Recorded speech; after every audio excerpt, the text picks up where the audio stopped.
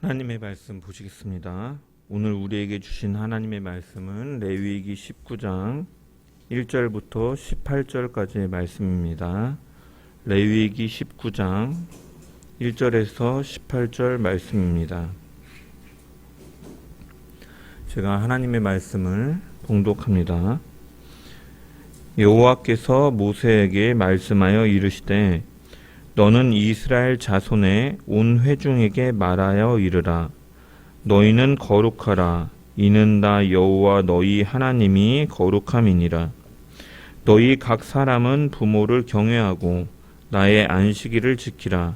나는 너희의 하나님 여호와이니라. 너희는 헛된 것들에게로 향하지 말며 너희를 위하여 신상들을 부어 만들지 말라. 나는 너희의 하나님 여호와니라. 너희는 화목 제물을 여호와께 드릴 때에 기쁘게 받으시도록 드리고 그 제물은 드리는 날과 이튿날에 먹고 셋째 날까지 남았거든 불사르라. 셋째 날에 조금이라도 먹으면 가증한 것이 되어 기쁘게 받으심이 되지 못하고 그것을 먹는 자는 여호와의 성물을 더럽힘으로 말미암아 죄를 담당하리니 그가 그의 백성 중에서 끊어지리라.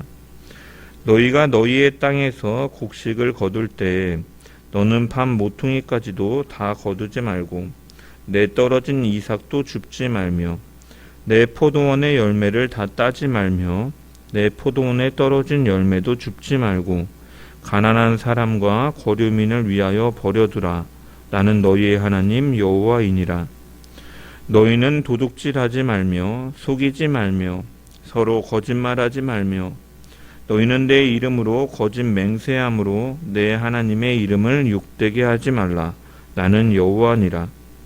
너는 내 이웃을 억압하지 말며 착취하지 말며 품꾼의 삭슬 아침까지 밤새도록 내게 두지 말며 너는 귀먹은 자를 저주하지 말며 맹인 앞에 장애물을 놓지 말고 내 하나님을 경외하라. 나는 여호와이니라. 너희는 재판할 때에 불의를 행하지 말며 가난한 자의 편을 들지 말며 태력 있는 자라고 두둔하지 말고 공의로 사람을 재판할지며 너는 내 백성 중에 돌아다니며 사람을 비방하지 말며 내 이웃의 피를 흘려 이익을 도모하지 말라. 나는 여호와이니라. 너는 내 형제를 마음으로 미워하지 말며 내 이웃을 반드시 견책하라. 그러면 내가 그에 대하여 죄를 담당하지 아니하리라. 원수를 갚지 말며 동포를 원망하지 말며 내 이웃 사랑하기를 내 자신과 같이 사랑하라. 나는 여호와이니라. 아멘.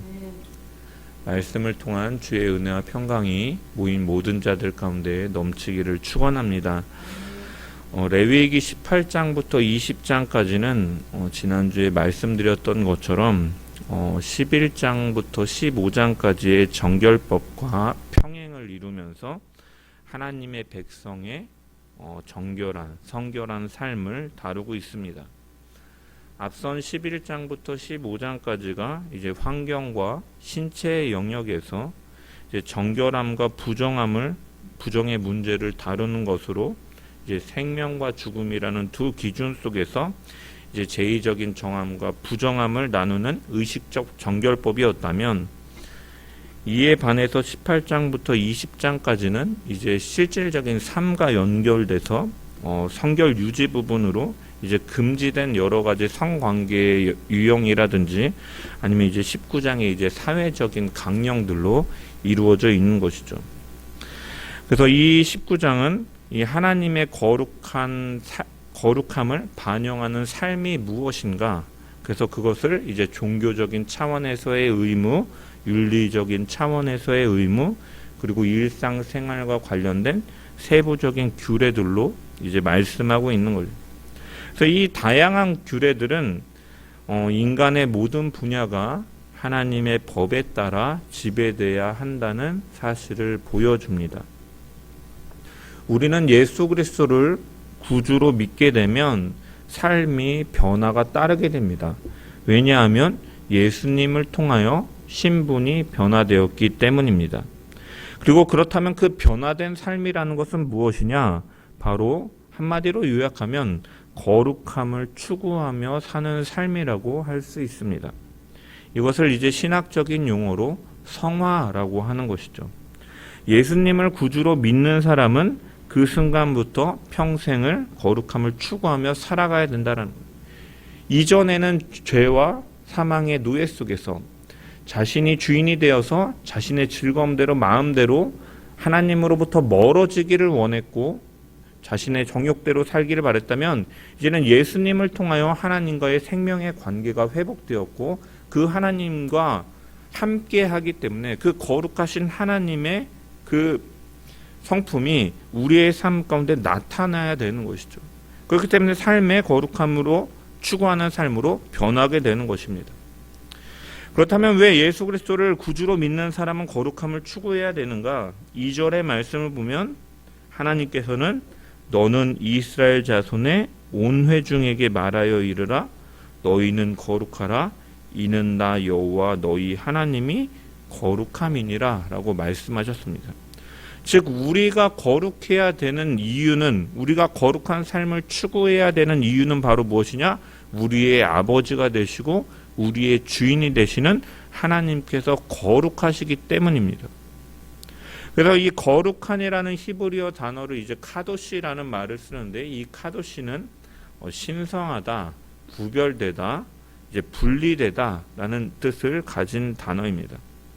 하나님께서는 내가 거룩하니 너희도 거룩하라라고 이스라엘 백성들에게 말씀하셨습니다. 그래서 이 거룩함, 이 카도시라는 의미 속에서 거룩하라라는 의미로 이스라엘 백성들에게 말한 것을 생각해 본다면 이스라엘 백성들이 이제 가나안 땅에 들어가서 이제 또한 그 주변에 사는 그 다른 이방 민족들과 다르게 거룩하게 구별된, 신성하게 구별된, 그들과 분리된, 즉 그들과 달라야 할 것을 하나님께서 요구하고 계시는 것이죠. 그리고 그 다름의 마지막은 그럼 그 다름을 어떻게 행해야 되느냐? 바로 19장 마지막 37절에 보면은 너희는 내 모든 규례와 내 모든 법도를 지켜 행하라. 나는 여호와이니라. 하나님의 백성이 타 백성들과 다를 수 있는 길은 오직 하나님의 말씀에 순종하는 것임을 말씀하고 있다는 것. 그런 의미에서 이제 19장을 주신 것이죠. 하나님의 거룩한 백성으로서 다른 이방 민족과의 다르게 살라라는 이러한 명령 속에서 하나님께서 이스라엘 백성들에게 주신 것. 그래서 이 19장은 거룩하게 위해서 주신 법도들이다라는 것이죠. 그 중에 첫 번째로 등장하는 그런 법도는 무엇이냐? 첫 번째로 등장하는 것을 3절에 보면은 너희 각 사람은 부모를 경외하고 나의 안식일을 지키라. 나는 너희의 하나님 여호와니라 라고 말씀하고 있습니다. 이 맨 처음의 명령은 너희 각 사람은 부모를 경외하라 라고 이렇게 말씀하고 있는데 이 명령은 사실은 출애굽기 20장에 하나님께서 이스라엘 백성들과 시내산에서 언약을 체결하시면서 주신 10계명 가운데 5번째 계명이죠. 그런데 이 5계명이 오늘 본문에 들어가 있는 레위기 19장에서 제일 먼저 나오고 있다라는 것입니다. 그리고 나서 이 하반절을 보면은 나의 안식일을 지키라. 나는 너희의 하나님 여호와니라 라고 말씀하시고 뒤에 보면 또한 4절에 보면 너희는 헛된 것들로 향하지 말며 너희를 위하여 신상을 부어 만들지 말라. 나는 너희의 하나님 여호와니라 라고 이렇게 말씀하고 계시죠. 이 10계명을 보면은 우리가 크게 하나님에 대하여 하나님과의 관계 속에서 하나님 사랑에 대한 1계명부터 4계명까지 그리고 사람과의 관계 속에서 지켜야 될 계명 5계명부터 10계명까지 이렇게 크게 두 종류로 분류할 수가 있는데 주제로 분류할 수가 있는데 여기 19장에 보면은 하나님께서는 직접적으로 하나님을 향한 계명들보다도 먼저 너희 각 사람은 부모를 경외하라라는 명령이 먼저 나오고 있다라는 것이죠. 그다음에 이 모든 것들에 앞서서 내 부모를 경외하라라는 명령이 먼저 나오는 이유는 무엇이냐? 우리가 지난주에 살펴봤던 것처럼 이 18장에 금지되는 성관계들은 무엇을 유지하기 위함입니까? 보호하기 위함입니까? 바로 가정을 보호하기 위해서 하나님께서 세우신 질서인 가정을 보호하는 측면에서 여러 가지 성관계에 대한 금지 명령을 주셨던 것처럼, 그래서 이 18장과 연결해서 하나님의 이 거룩함을 유지하고 시작하는 데 있어서 가정이 중요함을 보여주고 계신 것이죠. 가정은 가장 기본이 되는 것이 남편과 아내, 또 그리고 부모와 자식 간의 이런 관계 속에서 세워지는 것이 가정이기 때문이죠. 그리고 이 부모를 경외하는 것이 하나님을 향한 경건의 대표적인 행위로서 또한 하나님께서는 말씀하고 계신 것이죠. 여기 부모를 경외하고라는 경외하다라는 말은 공경하다, 존경하며 사랑한다라는 뜻입니다. 그런데 이 경외하다라는 말이 이 원래 히브리어 이 용어가 일반적으로는 하나님을 대상으로 사용되어지는 단어이죠. 그런데 하나님을 대상으로 사용되어지는 이 단어가 부모에게도 사용되었다라는 것은 부모에 대한 공경이 이 사람에게 있어서 얼마나 크고 중요한 것인지를 하나님께서는 시사하고 계신 것이죠. 왜 부모를 공경하는 것이 중요하냐? 부모는 자녀를 낳아주고 길러주신 분이다라는 것. 그리고 그러한 개념 속에서 하나님은 우리를 지으시고 지금까지 살게 하신 창조주이시며 섭리주이신 것이죠. 그래서 자녀로서 부모를 공경하는 것이 마땅한 것처럼 또한 이 의미 가운데는 무엇이 담겨 있습니까? 창조주 하나님을 경외하는 것은 인간의 마땅한 것임을 교훈하여 주는 것. 그래서 이것이 바로 하나님 사랑과 이웃 사랑의 가장 기본이 되는 이 거룩을 이뤄나가는 하나의 요소임을 말씀하고 있다는 거예요. 그래서 우리는 이렇게 가정을 올바로 세우고 부모를 공경하고 이런 가정을 세우는 일들을 통해서 경건함을 이뤄나가야 된다는 것이죠. 위로는 하나님을 경외하고 아래로는 부모를 공경함을 통하여서 하나님의 백성으로서 이 성결의 삶을 살아가라고 하나님께서 말씀하신 것을 기억하면서 이 가정이 하나님의 질서 속에서 올바르게 세워나가는 것 역시도 성도의 거룩의 삶에 있어서 중요한 부분이고 명령임을 우리는 기억하며 살아가야 될 줄 믿습니다. 이어서 하나님께서는 이 거룩한 삶에 대해서 말씀하시면서 무엇을 말씀하시느냐? 4절의 말씀을 보면 너희는 헛된 것들에게로 향하지 말고 너희를 위하여 신상들을 부어 만들지 말라. 나는 너희의 하나님 여호와니라 라고 말씀하고 있습니다.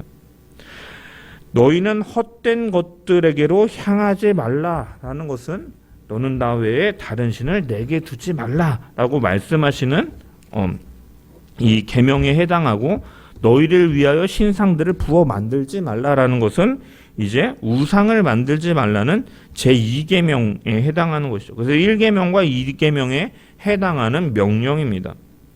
여기서 너희를 위하여 신상들을 부어 만들지 말라라는 명령은 이제 모세가 시내산 위에 올라가 있을 때 아론과 그의 백성들이 만든 금송아지를 반영하는 것이죠. 신상들을 부어 만들지 말라라는 것은, 그래서 하나님께서는 이렇게 자신의 형상을 다른 신을 내게 두지 말고 우상을 섬기지 말라, 신상들을 만들지 말라라고 말씀하시는 이유는 무엇이냐? 하나님만이 유일한 참신이시고 하나님의 형상은 세상의 그 어떤 것으로 표현할 수 없기 때문에 이것을 금지하고 계신 것이죠. 우리 눈에 보이는 이 세상의 어떤 물체나 존재와는 하나님은 전적으로 다른 구별된 거룩하신 분이기 때문에 하나님께서는 이러한 것들을 만들지 말라라고 말씀하고 있다는, 하나님을 대신할 수가 없기 때문인 것이죠. 또한 우리가 출애굽기 때 한번 말씀을 드렸지만 고대 근동 사회에서 어떠한 신을 섬길 때 그 신의 형상을 만들어 놓는 그러한 풍습이 있었는데, 그것은 이제 그 신상을 만들어 둠을 통해서 그 고대 근동의 사람들에게는 어떠한 의식이 있냐면 그 신을 내가 지배해서 내가 원하는 소원을 이렇게 이룰 수 있다라는 생각 속에서 그들이 신상을 만들었죠.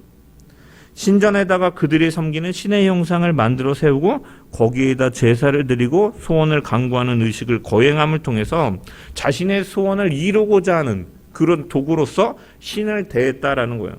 결국 이러한 우상 숭배에는 무엇이 깔려 있습니까? 자신들의 욕심이라는 근본적인 원인이 있는 것이 내가 원하는 것을 들어주는 것. 그래서 이스라엘 백성들이 금송아지를 만들 때 역시 그들이 아론에게 요청할 때 뭐라고 말합니까? 우리를 위하여 만들어 달라라고 말을 하죠. 자신들을 위하여 만들어 달라. 이러한 우상의 개념을 생각해 본다면 우리가 하나님보다 눈에 보이는 이 땅을 것들을 더 간절히 원하고 추구하고 바라고 우선순위의 목적을 두고 살아간다라는 것은 그것은 내가 원하는 것을 쫓는 것이고 이것은 바로 우상숭배다라는 거예요. 다른 신만을 섬기는 것이 우상숭배가 아니라 하나님이 아닌 다른 것들을 더 중요시 여기고 내가 원하는 것을 쫓는 것이 우상이다. 그리고 그것은 하나님께서 말씀하시는 그 거룩한 삶을 살아가는데 이루는 것이 아님을 우리는 분명히 볼 수가 있다라는 거예요. 그래서 예수님께서도 복음서에서 이 사람들에게 이렇게 말씀하셨죠. 마가복음 4장 19절에 보면 세상의 염려와 재리의 유혹과 기타 욕심이 들어와 말씀을 막아 결실치 못하게 된다라고 말씀하고 있습니다. 욕심이 자리 잡게 되면 그 욕심으로 인해서 말씀을 따르지 않고 반대로 나아가며 그렇기 때문에 그 삶 가운데는 열매를 맺지 못한다라고 말씀하고 계신 거죠. 또한 성경은 야고보서 1장 15절에 보면 욕심이 잉태한 즉 죄를 낳고 죄가 장성한 즉 사망을 낳느니라라고 말씀하고 있는 거죠. 그래서 헛된 것들에게로 향하고 자신을 위해 신상을 만드는 것은 이처럼 자신의 욕심이 내재되어 있는 것이고 이 보이는 것을 쫓으며 욕심을 내며 우리가 살아가는 것이 거룩, 성결을 이루며 사는 것이 아니라 보이지 않아도 살아계신 하나님을 의지하는 것, 그리고 그분을 따름을 통해 그분을 믿음을 통해서 그분께서 말씀하시는 그 말씀에 순종하고 그것에 대한 열매를 맺는 것이 바로 하나님께서 말씀하시는 거룩의 삶임을 우리가 기억하면서 우리의 삶을 점검할 때 내가 과연 지금 나의 뜻대로 내가 원하는 대로 그런 것들을 쫓으며 살아가고 있는가, 아니면 정말로 하나님의 말씀을 내가 쫓으며 살아가고 있는가, 우리가 점검함을 통해서 우리가 거룩의 삶인가 아닌가를 우리가 분별하면서 우리가 나아가는 자들이 되어야 될 줄 믿습니다.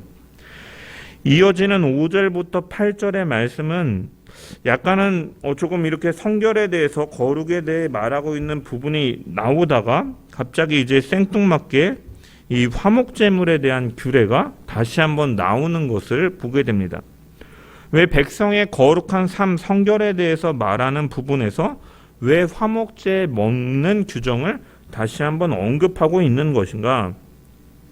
이 레위기 19장에 나열된 이 수많은 법들은 이 성결을 위한 거룩한 백성의 삶을 위한 이런 윤리법들과 그리고 그러한 그 거룩이 사회적으로 나타나는 이 사회 정의의 모습 속에서 약자를 보호하는 내용, 그리고 이런 사회 정의들, 이 법정적으로 공정한 재판이 이루어져야 되고 이러한 것들과 관련되어 있는 법도들입니다. 근데 여기서 왜 화목제 고기가 제물을 먹는 것이 언급되느냐? 이 화목제 제물은 유일하게 다른 이웃들과 함께 먹을 수 있는 제사이기 때문에 이 공동체의 화합과 일치라는 측면에서 그것을 불러오는 제사이기 때문에, 그래서 여기서 이제 사회적인 측면에서 또한 함께 이 먹음을 통해서 가난한 자들 역시도 이 먹을 수 있게 함을 통해 약자 보호의 측면으로 이제 화목제물에 대한 규정이 언급되는 것이다라고 이제 성경학자들은 해석하는 것이죠. 그래서 이 화목제물에 대한 이런 규정들이 나오고 이후에는 이제 9절부터 18절이 어떻게 보면 이 19장의 핵심 내용이라고 할 수 있는데 바로 이웃사랑에 대한 규례들이 나타나는 것이죠. 내가 거룩하니 너희도 거룩하라. 나 여호와 너희 하나님이 거룩하니 너희는 거룩하라라고 말씀하시면서 그 거룩함에 대한 또한 이 명령으로서 무엇을 주시느냐, 바로 이웃사랑에 대한 규례들을 말씀하고 계시는 것이죠. 먼저 9절부터 10절의 말씀을 보면은 너희 땅에 곡물을 거둘 때에 너는 반 모퉁이까지도 다 거두지 말고 내 떨어진 이삭도 줍지 말며 내 포도원의 열매를 다 따지 말며 내 포도원에 떨어진 열매도 줍지 말고 가난한 사람과 거류민을 위하여 버려두라. 나는 너희의 하나님 여호와니라 라고 말씀하고 계십니다.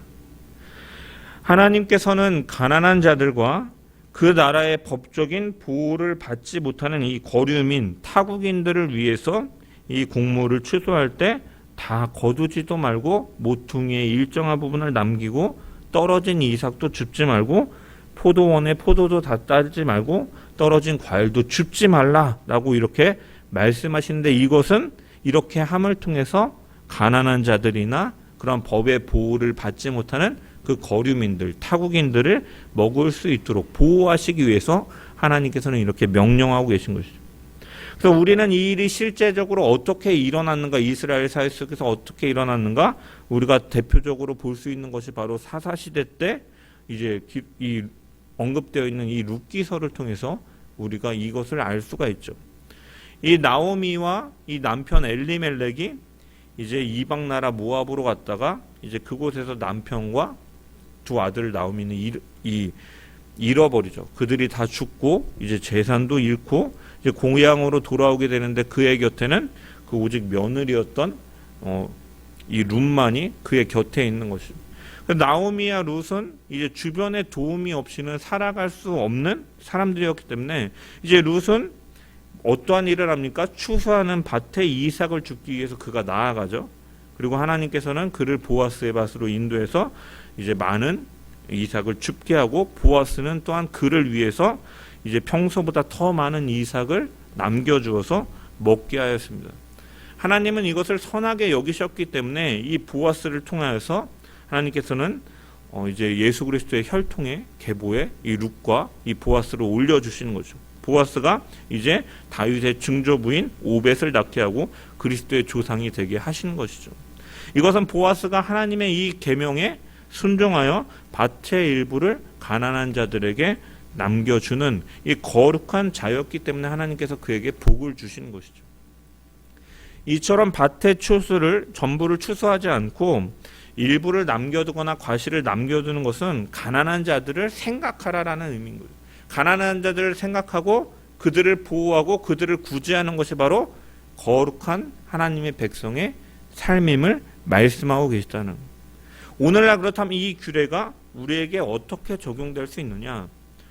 당신은 농경사회였기 때문에 이 추수 때 다 추수하지 않고 남겨두고 이삭을 남겨두는 것은 오늘날로 치면 이 소득의 일부를 가난한 사람들과 법적인 보호를 받지 못하는 자들을 위해서 사용하는 것과 같은 의미인 것이죠. 이때 이스라엘 백성들이 남겨둔 밭이 뭐 10분의 1일 수도 있고 뭐 2분의 1일 수도 있지만, 중요한 것은 퍼센테이지가 중요한 것이 아니라 어쨌든 보아스도 더 많은 모퉁이를 남겨두고 이삭을 남겨두는 것처럼 사실은 그들의 소득 가운데 일부를 가난한 자들을 위해서 사용하는 데 있다라는 것이죠. 마찬가지로 우리가 이 말씀을 대하면서 하나님의 백성들이 이 땅에서 거룩하게 살아가는 그 가장 중요한 것 중에 하나가 무엇인가? 바로 우리에게 하나님께서 허락해 주신 이 것들을 우리가 일부를 가난한 자들을 위해서 사용하고 구제해야 되는 것이 바로 거룩한 백성의 삶임을, 그것이 바로 성결임을 우리가 발견할 수 있다라는 것이죠. 이스라엘 백성들은 이 말씀을 실천하지 않고 가난한 자들을 죄악된 모습 속에서 학대하기도 하죠. 아모스 선지자가 활동하던 기원전 8세기를 보면은 하나님의 백성으로서 잔인하게 가난한 자들을 멸시하고 이들을 위하여 불을 축적하는 일을 이 아모스가 고발하기도 합니다. 그래서 아모스서 2장 6절에서 7절 말씀 보면 여호와께서 이와 같이 말씀하시되 이스라엘의 서너 가지 죄로 말미암아 내가 그 벌을 돌이키지 아니하리니 이는 그들이 은을 받고 의인을 팔며 신한 켤레를 받고 가난한 자를 팔며 힘없는 자의 머리를 티끌 먼지 속에 발로 밟고 연약한 자의 길을 굽게 하며 아버지와 아들이 한 젊은 여인에게 다녀서 내 거룩한 이름을 더럽히며 모든 제단 옆에서 전당 잡은 옷 위에 누워있다라고 이렇게 그들을 책망하는 것이죠.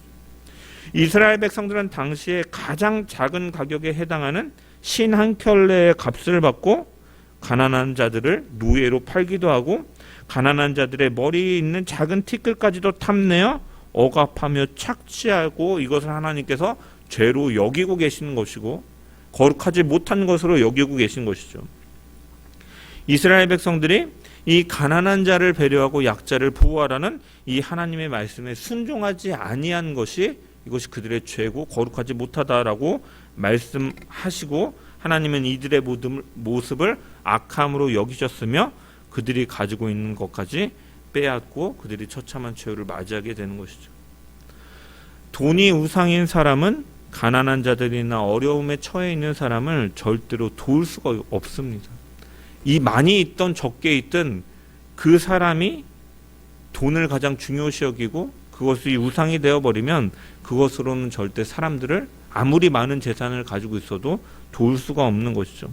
하지만 우리가 그리스도 안에서 구원을 받은 자라면 하나님의 은혜가 우리를 지배하고 이 하나님의 은혜 속에서 우리가 하나님을 주인으로 모신다면 이것을 기준으로 해서 우리의 삶은 변하게 된다라는 것이죠. 그 중에 하나가 바로 가난한 자들이나 고통받는 자들을 돕고 구제하는 것.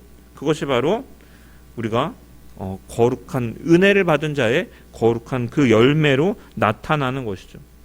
우리가 가난한 자를 외면하지 않고 돕는 것은 하나님과 교제하며 은혜를 경험하는 방편 가운데 하나임을 우리가 기억하면서 우리가 그분의 선하심을 우리의 삶 가운데 나타냄을 통하여 거룩한 백성으로 살아가는 주의 백성들이 되기를 축원합니다.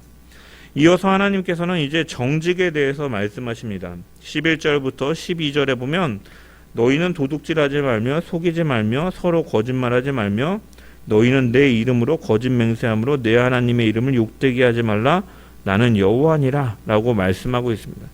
이것은 10계명에서 이제 8계명과 9계명 그리고 3계명이 이제 같이 언급되는 것이죠. 또한 13절에 보면은 이웃을 억압하거나 착취하지 말라. 이건 역시도 사실은 속이는 것이죠. 일용직 노동자의 일당을 아침까지 주지 않는 일이 없어야 된다. 그리고 14절에 장애인들을 잘 보살펴야 되고 15절과 16절에는 법정에서 재판이 왜곡되어서나 무고한 사람이 피를 흘려서는 일이 있어서는 안 된다라고 주의해야 됨을 말씀하시고 또한 이웃을 비방하거나 이익을 위해서 이웃의 피를 흘려서는 안 되고 형제를 미워해서는 안 된다라고 이렇게 사회의 규정들을 말씀하고 계시는 것이죠. 이러한 법들은 무엇입니까? 공동체를 세우기 위해서 타인을 배려하고 정직하고 약자들을 보호하는 법들인 것이죠. 도둑질과 속임수, 이 거짓말, 하나님의 이름으로 거짓 맹세한다라는 것은 상대방에게 피해를 입히며 이익을 취하는 것이고 하나님의 이름을 더럽히는 것이죠. 주어야 할 임금을 제대로 주지 않는 것은 갑의 위치에서 하는 불의한 행동이고 공정한 법 집행이 이루어지지 않는 것 역시 사회의 질서를 흐트러뜨림을 통해서 사실 사회를 혼란스럽게 만드는 것이죠. 하나님은 이러한 것들을 결코 외면하지 않으시는 분이다라는 것. 그들이 내게 부르짖으면 내가 반드시 그 부르짖음을 들으리라라고 하나님께서는 약속하셨습니다. 이것은 누군가 사회적으로 불의를 당하고 부당한 일을 당하였을 때 혹은 사회적 약자가 제대로 보살핌을 받지 못하고 있을 때 하나님께서는 직접 그들의 보호자가 되시겠다라고 약속하고 계신 것이죠. 왜? 하나님은 거룩하신 하나님이시기 때문에. 그래서 이 그리스도인들이 거룩하게 살아간다는 건 역시도 이런 일에 동참하는 자가 되어서는 안 되고 하나님이 선대하시고 아끼시는 또 다른 대상을 압제하고 악하게 대하는 것이 아니라 우리는 그들을 선대하며 약자를 보호하고 이 땅 가운데 하나님의 정의가 세워질 수 있도록 살아가는 것이 바로 그리스도인의 거룩한 성결임을 우리가 기억해야 될 것입니다. 우리가 선을 행하며 거룩한 삶을 통해서 하나님께서는 하나님의 이름이 영광을 받으시는 것이죠. 오늘날 성도라는 이름 하에 많은 사람들이 세상 사람들의 존경이 되지 못하고 오히려 지탄이 대상이 되는 것을 우리가 볼 수가 있습니다. 하나님의 사랑도 없고 질서와 정의에 하나님과 반대되어서 불법을 옹호하고 불의에 앞장서는 모습들을 볼 수가 있는데 하나님께서 원하시는 거룩과 먼 것이죠. 우리는 하나님께서 성도가 선한 일로 하나님께 영광 돌리시기를 원하는 것을 기억하면서 하나님의 공의와 정직에 기초한 선한 일들을 통해서 이 교회가 그동안 잃어버렸던 사회로부터 칭찬과 신뢰와 존경과 사랑을 되찾고 하나님께 영광을 돌리는 그리스도인, 오늘날 그리스도인 교회 되기를 간절히 바라고 그렇게 되기를 축복합니다. 이 레위기 19장을 통하여서 우리는 이 하나님 앞에서 거룩하게 살아가는 기본 원리들을 발견할 수가 있죠. 18절을 보면 원수를 갚지 말며 동포를 원망하지 말며 내 이웃 사랑하기를 내 자신과 같이 사랑하라. 나는 여호와니라 라고 말씀합니다. 이 명령은 어떠한 의미를 갖고 있습니까? 앞에 있는 이 모든 법도들이 외적인 행위만 행하는 것으로 이러한 거룩을 나타내는 것이 아니라 우리의 마음에서부터 나타나야 됨을 말씀하고 있는 것이죠. 이웃을 미워하지 말고 원한을 품지 말고 오히려 그들을 자신처럼 사랑하라라는 명령은 하나님의 사랑이 우리의 마음에서 먼저 이루어지고 그것이 삶을 통해 나타나야 됨을 강조하고 있는 것이죠. 베드로전서 1장 15절에서 16절에 보면 베드로 사도는 오직 너희를 부르신 거룩한 이처럼 너희도 모든 행실에 거룩한 자가 되라. 기록되었으되 내가 거룩하니 너희도 거룩할지어다 라고 말씀하고 있다는 거예요. 하나님을 믿고 하나님을 따르고 거룩한 하나님의 백성이 되었다라는 것은 이 거룩을 살아낸다라는 것은 추상적이거나 신비적인 개념이 아니라 세상과 떨어져서 어떠한 고립되어서 거룩을 나타내는 것이 아니라 사람들의 삶 속에서 날마다 드러내야 되는 원칙이고 실제적인 것임을 우리는 이 레위기 19장을 통해서 분명하게 발견할 수 있는 것이죠. 하나님께서 세우신 가정에서부터 하나님의 질서를 세워나감을 통해 가족의 관계가, 가족의 그러한 정의가 희박해져 가는 이러한 시대지만 우리는 그러한 질서들을 세워나감을 통하여 하나님께서 이 세상을 향해 뜻하신 그 기대하신 바를 드러내고 그 하나님의 대리자로 세운 부모의 권위를 인정하고 공경함을 통하여 또한 하나님을 공경하는 자, 또한 사람을 사랑하는 자로 살아가며 또한 우리의 삶 가운데 우상을 섬기지 아니하고 이것은 내 욕심대로 살아가는 것이 아니라 하나님의 말씀을 대로 살아감을 통하여 열매 맺어감을 통하여 그 거룩을 드러내고 또한 가난한 자들과 약한 자들을 구제하며 하나님의 정직과 정의가 이 땅 가운데 세워지는 삶을 살아감을 통해서 우리가 하나님의 거룩함심을 드러내는 거룩한 백성들 되기를 주의 이름으로 간절히 축원합니다. 우리의 삶이 거룩하신 하나님을 닮아가는 여정들, 걸음들 되기를 주의 이름으로 간절히 축원합니다.